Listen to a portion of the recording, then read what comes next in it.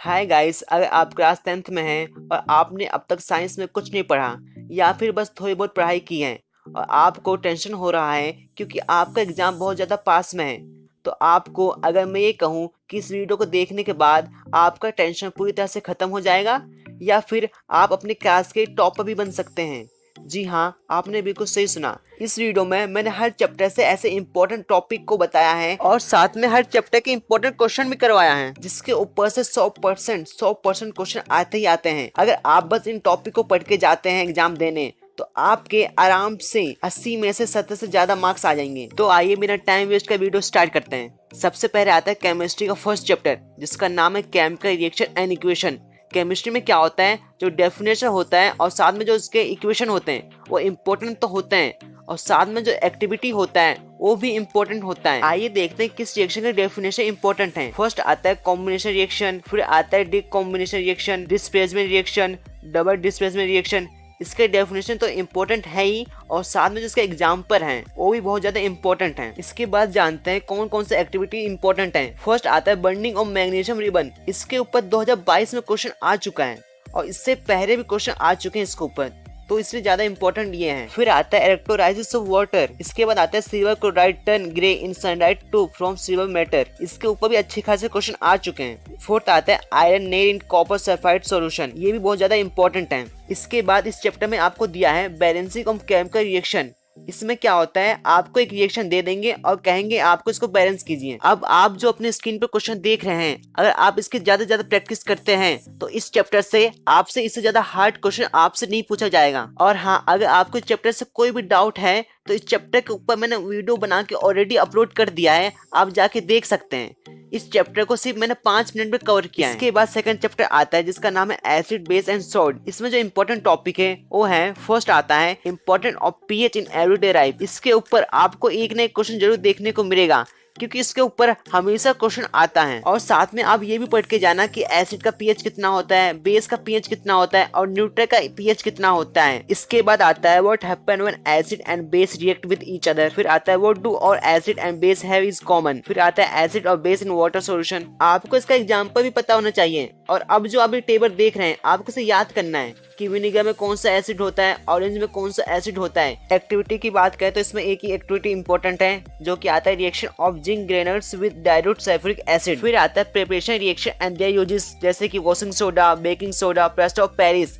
इनके आपको नाम याद करना है और ये बनते कैसे हैं और साथ में इसके यूजेस क्या होते हैं आपको ये याद करना है। इस चैप्टर के आप कुछ क्वेश्चन देख रहे हैं, अगर आप इनकी प्रैक्टिस कर लेते हैं तो इससे ज्यादा हार्ड क्वेश्चन आपसे नहीं पूछा जाएगा। इसके बाद आता है थर्ड चैप्टर जिसका नाम है मैटर एंड नॉन मैटर। इसमें आपको पता होना चाहिए मैटर और नॉन मैटर की प्रॉपर्टी क्या होती है, reactive series, formation of property of ionic compound, corrosion and it's prevention, chemical reaction of matters, extraction of matter with reactions, electrolytic refining of copper, thermit process of joining railway track, roasting and calcination, occurrence of matter, minerals और gang. एक और आता है amphoteric oxide. ये क्या करता है, ये एसिड और बेस दोनों के साथ रिएक्ट कर सकता है। आपको इसका डेफिनेशन तैयार करना है और साथ में इसके जो एग्जाम्पल हैं आपको एग्जाम्पल पता होना चाहिए। और साथ में आपको ये भी पता होना चाहिए कि कौन से मैटर हॉट वाटर के साथ रिएक्ट करते हैं, कोल्ड वाटर के साथ या फिर स्टीम वाटर के साथ। आप इसके एग्जाम्पल देख सकते हैं। इसी के साथ ये चैप्टर खत्म होता है। आप जो ये क्वेश्चन देख रहे हैं आपको इसकी प्रैक्टिस करनी है। अगर आपको ये क्वेश्चन आ गए तो इस चैप्टर से आपसे और कुछ ज्यादा नहीं पूछा जाएगा। इसके बाद आता है फोर्थ चैप्टर जिसका नाम है कार्बन एंड कंपाउंड। इसमें आपसे पूछा जा सकता है कि जो कार्बन होता है अपना 4 इलेक्ट्रॉन यूज क्यों नहीं करता और गेन क्यों नहीं करता, और साथ में आपको इनका डेफिनेशन पता होना चाहिए। फर्स्ट आता है catenation, tetravalence, saturated, unsaturated, homologous series, oxidation with reaction, addition with reaction, ethanol property and uses, reaction with sodium and unsaturated hydrocarbon. इसके साथ जो रिएक्शन होता है इथेनॉल का, आपको इसका रिएक्शन पता होना चाहिए। फिर आता है ethanoic acid property and uses, reaction of ethanoic acid. एक मोस्ट इंपॉर्टेंट रिएक्शन आता है कि तब इथेनॉल को रिएक्ट करवाते हैं इथेनोइक एसिड के साथ तो क्या बनता है, ईस्टर बनता है। ये जो रिएक्शन आप देख रहे हैं आपको इसे याद करना होगा क्योंकि बहुत ज्यादा इंपॉर्टेंट है। इसके ऊपर हर बार एक नया क्वेश्चन जरूर आता है। और आपको ईस्टर या फिर ईस्टरिफिकेशन का डेफिनेशन भी पता होना चाहिए।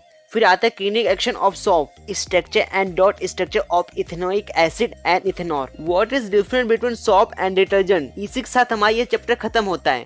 आप जिसके क्वेश्चन देख रहे हैं आपको इसकी प्रैक्टिस करनी है अगर आपको और भी अच्छे मार्क्स लेके आना है तो। इसके बाद हमारा 6 चैप्टर आता है। इसमें आपको क्या करना है, जो आप ये देख रहे हैं आपको डिफरेंस याद करना है, जैसे कि respiration, aerobic and anaerobic, IBC and WBC, blood या फिर veins and artery and capillaries. इसके बाद आपको इन सब के फंक्शन पता होना चाहिए, जैसे कि heart, nephron, digestive juice, liver, pancreas, kidney, small intestine, large intestine, saliva, stomach, ovary, blood, रम्स और बाकी ये सब भी। इसके बाद आता है डायग्राम। जो आपको डायग्राम याद करना है उनके मैं आपको नाम बता देता हूँ, जैसे कि heart, nephron, digestive systems, human excretory system, double circulation, stomatal pore. ये चैप्टर बहुत ही ज्यादा बड़ा है, इसे मैंने आपको शॉर्टकट में बता दिया है। अगर मैं आपको एक एक बताता तो बहुत ज्यादा टाइम वेस्ट होता।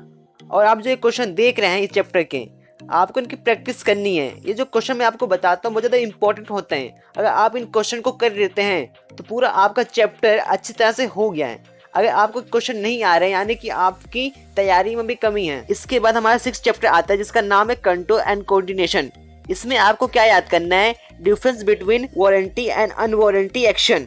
ये बहुत ज़्यादा इंपॉर्टेंट है। फिर इसके बाद इस चैप्टर के आपको डायग्राम याद करने हैं, structure of neuron, reflex arc, topic movement in plant. Neuron के पार्ट के नाम याद करने हैं और साथ में उसका फंक्शन और डेफिनेशन भी याद करना है। ह्यूमन ब्रेन के पार्ट्स और उसके फंक्शन, और साथ में प्लांट हार्मोन्स और एनिमल हार्मोन्स के फंक्शन विद नेम्स आपको याद करने हैं। जो इस चैप्टर से मोस्ट इंपोर्टेंट क्वेश्चन बन सकते हैं मैंने आपको दे दिया है, आपको इसकी ज्यादा से ज्यादा प्रैक्टिस करनी है। अब आता है हमारा 7वां chapter, how to organisms reproduce. इसमें आपको सेक्सुअल और असेक्सुअल रिप्रोडक्शन के बीच में डिफरेंट बताना है। फिर आता है मोड ऑफ असेक्सुअल रिप्रोडक्शन। इसमें आपको उसका डेफिनेशन बताना है, जैसे कि फ्यूजन्स, फ्रेगमेंटेशंस, रिजेनरेशंस, बर्डिंग, वेजिटेटिव प्रोग्रेशन। फिर आता है sexual reproduction in plants, what is process of seed formation. फिर आता है ह्यूमन, चेंज इन प्यूबर्टी। फिर मेल रिप्रोडक्टिव सिस्टम, इसमें उसके पार्ट्स के नेम और उसके फंक्शन साथ में डायग्राम आपको आना चाहिए। फिर आता है फीमेल रिप्रोडक्टिव सिस्टम, इसमें उसके नेम और पार्ट्स के नेम और साथ में आपको डायग्राम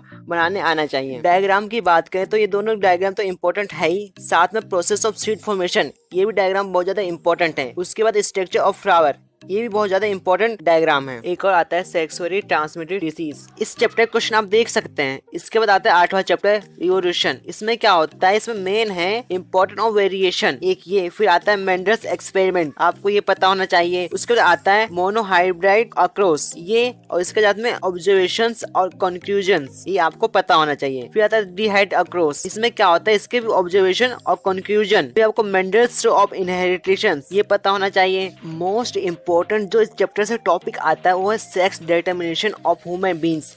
ये बहुत ही ज्यादा इंपॉर्टेंट है, ये हर बार पेपर में आता है और आपके पेपर में भी यही आएगा। इस चैप्टर का भी आप मोस्ट इंपोर्टेंट क्वेश्चन देख सकते हैं। इसके बाद हमारा 9th चैप्टर आता है, reflection and refract of light. Definition में आता है centre of curvature, principal axis, principal focus, focal length. फिर रो of refraction, refraction index. Refraction index के ऊपर आता है न्यूमेरिकल्स आते हैं। इस चैप्टर के आप फॉर्मूले देख रहे हैं, power of lens, mirror formula, magnification formula या लेंस फॉर्मूला।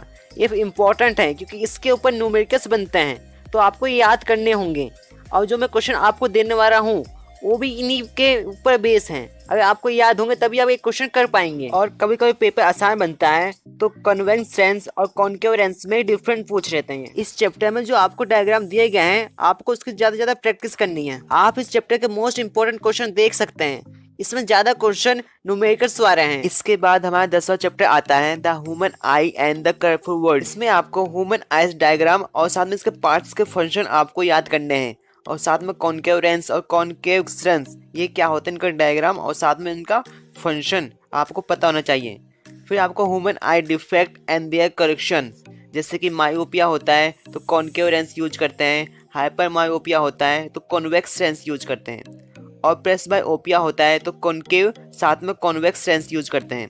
और जब इसका डायग्राम देख रहे हैं आप, ये आपको ये भी पता होना चाहिए और आपको ये बनाने भी आना चाहिए। थर्ड आता है डिस्पर्शन ऑफ व्हाइट लाइट, आपको इसके बारे में पता होना चाहिए और साथ में जब डायग्राम देख रहे हैं आपको इसको बनाने आना चाहिए और इसके बारे में आपको पता होना चाहिए। फिर फोर्थ आता है reflection of light through a prism.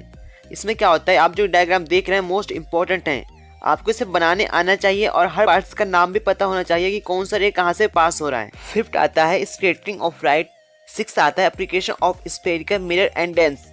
फिर आता है कि रेनबो कैसे फॉर्म होता है, जो मैंने आपको बताया है। अगर आप वही पढ़ के जाते हैं तो आपको टेंशन लेने की कोई जरूरत नहीं है, क्योंकि इसी में से क्वेश्चन आएंगे। आप इस चैप्टर के क्वेश्चन में देख सकते हैं कि आपसे कैसे कैसे क्वेश्चन पूछे जा सकते हैं चैप्टर से। फिर आता है हमारा 11वां चैप्टर इलेक्ट्रिसिटी। इसमें आपको पोटेंशियल डिफरेंस का डेफिनेशन पता होना चाहिए, ओम्स लॉ का डेफिनेशन पता होना चाहिए, और साथ में इसका फॉर्मूला होता है V=I/R।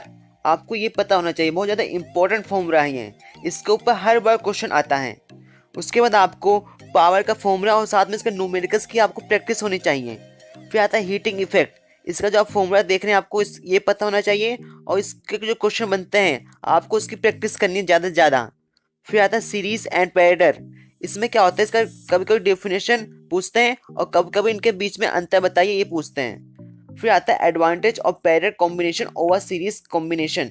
ये बहुत ज़्यादा इंपॉर्टेंट है, इसके ऊपर तो क्वेश्चन आ चुका है और हो सकता है आ भी सकता है। फिर आता है factor on resistance of conduct depend.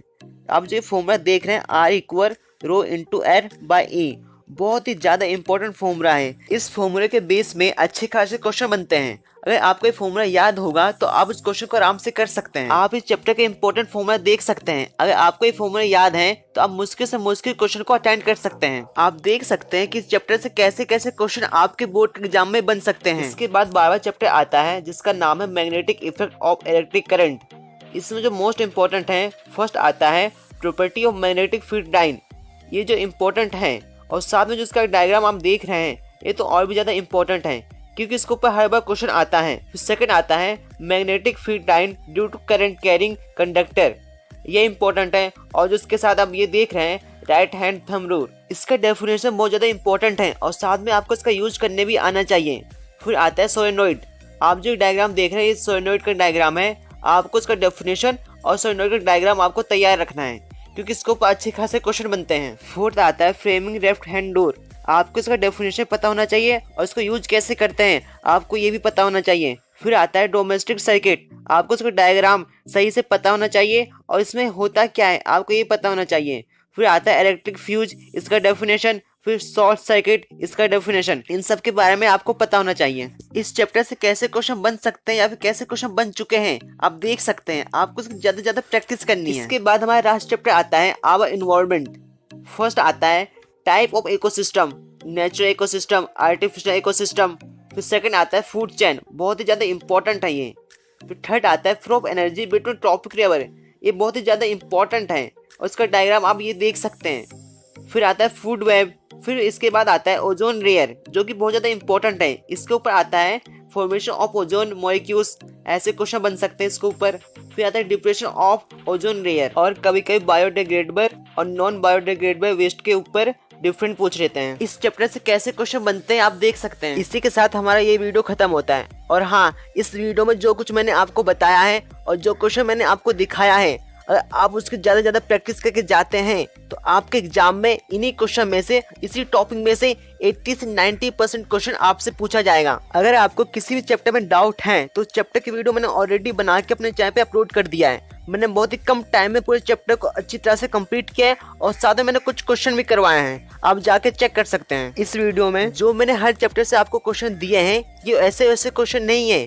कुछ क्वेश्चन प्रीवियस ईयर के हैं, कुछ क्वेश्चन जो बार बार रिपीट होते हुए आ रहे हैं, कुछ क्वेश्चन ऐसे भी हैं, और जो कुछ क्वेश्चन है आपके बुक से हैं या फिर एग्जाम्पल से। तो गाइस, अगर आप वीडियो अब तक देख रहे हो और आपको वीडियो थोड़ा सा भी पसंद आया तो आप चैनल को सब्सक्राइब और वीडियो को लाइक कर सकते हो और साथ में अपने दोस्तों के साथ शेयर भी कर सकते हो। और हाँ, मुझे आप कमेंट में बताना कि आप 10th के बाद आप कौन सा स्ट्रीम लेंगे, साइंस, कॉमर्स या फिर आर्ट्स। तो गाइस, इसी के साथ हमारा वीडियो खत्म होता है। तो मिलते हैं नेक्स्ट वीडियो में, तब तक के लिए गुड बाय।